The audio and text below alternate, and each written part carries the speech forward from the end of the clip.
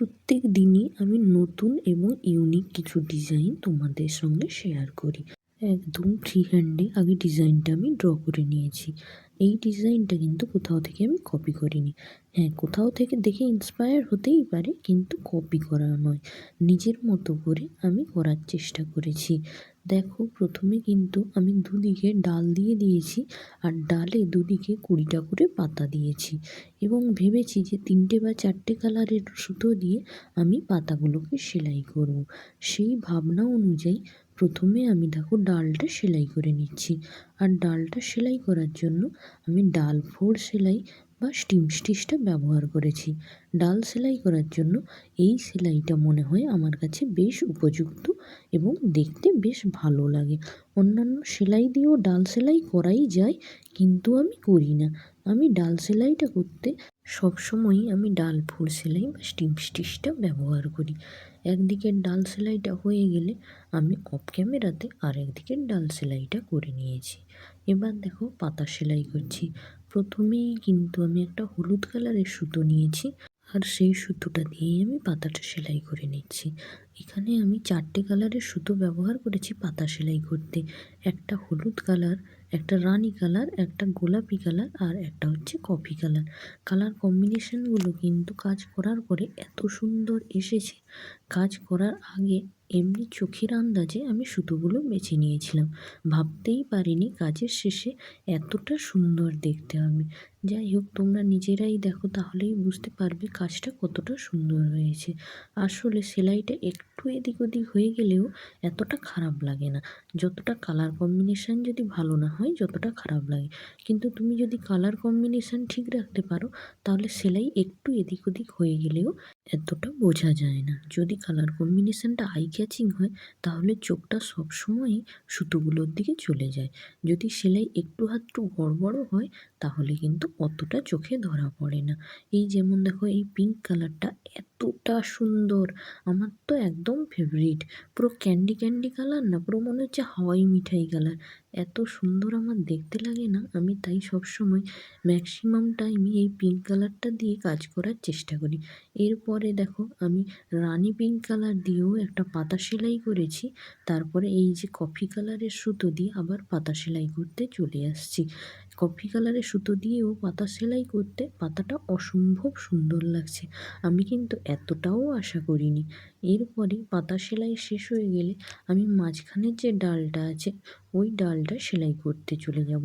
এখানে কিন্তু আমি দেখো, একটা আমি ব্রাউন কালারের সুতো নিয়েছি। এই সুতোটা দিয়ে এখানে ডাল সেলাই করছি। আগেরবারে ডাল সেলাই করার জন্য আমি কিন্তু সবুজ কালারের সুতো নিয়েছিলাম, এখানে ব্রাউন কালারের সুতো নিয়েছি, এবং একই ডাল ফোর সেলাই দিয়ে আমি কিন্তু ডালটা সেলাই করে নিচ্ছি। এই ডাল ফোর সেলাইটা দেখো কি সুন্দর দেখতে লাগছে। এই ব্রাউন কালারের সুতোটা দিয়ে ডাল করলে ডালটা কিন্তু অসম্ভব সুন্দর লাগে। আর হ্যাঁ, আজকের পুরো কাজটাই কিন্তু আমি অ্যাঙ্কারের পার্ল কটন থ্রেড দিয়ে করেছি, অন্য কোনো সুতো ইউজ করিনি। আমি যখন এই সুতোটা দিয়ে কাজ করি, তখন শুধুমাত্র এই সুতোটাই দিয়ে কাজ করি। কেননা অন্যান্য সুতোর মধ্যে মিক্স করা গেলেও, যে নর্মাল সুতো যেটা জামা কাপড় সেলাই করার সময় ইউজ করি, বা ডলি সুতো বা অ্যাঙ্কারের এমনি সুতো অন্যান্য সময় মিক্সড করে ইউজ করলেও, এই যে অ্যাঙ্কারের পার্ল কটন থ্রেডটা না, এটা পুরো ইউনিক, অন্যান্য সবার থেকে একদম আলাদা। তাই এই সুতো দিয়ে কাজ করার সময় কিন্তু একদম পুরো কাজটাই এই সুতো দিয়েই করতে হয়, না হলে ভালোই লাগবে না। এই সুতোটার কালারটা পুরো এইচডি কালার। যদি এর সঙ্গে আমি অন্য কোনো সুতো মিক্সড করি, তাহলে একদম মেড়মেড়ে লাগবে, আর সুতোর টেক্সচারটাও পুরো আলাদা। তাই এই সুতো দিয়ে কাজ করলে শুধুমাত্র এই সুতো দিয়েই কাজ করতে হয়। দেখো, বক বক করতে করতে ডালপালাগুলো দেখো সেলাই করে ফেলেছি। আর এমনি ডালপালাগুলো কতটা সুন্দর লাগছে, মনে হচ্ছে যেন সত্যিই একটা গাছ। তারপরে দেখো, গাছের আগায় আগায় আমি কিন্তু ছোট ছোট পাতা করে ফেলছি লেজি টেজি স্টিচ দিয়ে।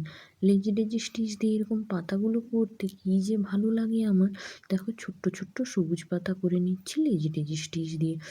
এরপরে পাতাগুলো করা হয়ে গেলে কিন্তু আমি মনে করেছি যে কিছু ফুল অ্যাড করব। ছোট্ট ছোট্ট ফ্রেঞ্চ নট দিয়ে ফুল অ্যাড করলে দেখতে খুবই সুন্দর লাগবে। তাই যেমন ভাবা তেমন কাজ, পাতাগুলো সেলাই করা হয়ে গেলে কিন্তু আমি হলুদ আর গোলাপি সুতো দিয়ে ছোট্ট ছোট্ট ফ্রেঞ্চ নট তৈরি করছি। দেখো খুবই সুন্দর লাগছে, হলুদ কালারটা কি দারুণ লাগছে। দেখো এটা কিন্তু একদম বাসন্তী হলুদ কালার। আগেরটা যেরকম কাঁচা হলুদ কালার ছিল, এইটা একদম বাসন্তী হলুদ কালার। দুটো হলুদের পার্থক্যটা তোমরা বুঝতে পারছো তো? আগে যে হলুদটা দিয়ে পাতা সেলাই করেছি, এটা কিন্তু সেই কালারটা নয়। এটাও অসম্ভব সুন্দর লাগছে। দেখো পাতাগুলোর মাঝখানে মাঝখানে আমি হলুদ সুতো দিয়ে ছোট ছোট ফ্রেঞ্চ নট দিয়ে ছোট ছোট ফুল তৈরি করে দিচ্ছি। হলুদ সুতোটা দিয়ে কাজ করা হয়ে গেলে এরপরে আমি একটা হালকা গোলাপি কালারের সুতো নিয়েছি এবং সেই সুতোটা দিয়েও একই ফ্রেঞ্চ নট দিয়ে আমি আবার ছোট ছোট ফুল তৈরি করে নিচ্ছি। যেমন একটা গাছে দেখো হলুদ আর গোলাপি ফুল পাশাপাশি ফুটে আছে, এইভাবে করার চেষ্টা করেছি। হ্যাঁ জানি বাস্তবে এটা সম্ভব নয়, কিন্তু যেহেতু আমি শিল্পী, কল্পনার রং মেশাতে সবসময় ভালোবাসি। দেখো কাজটা কেমন হয়েছে তোমরা বলো কিন্তু। Thanks for watching.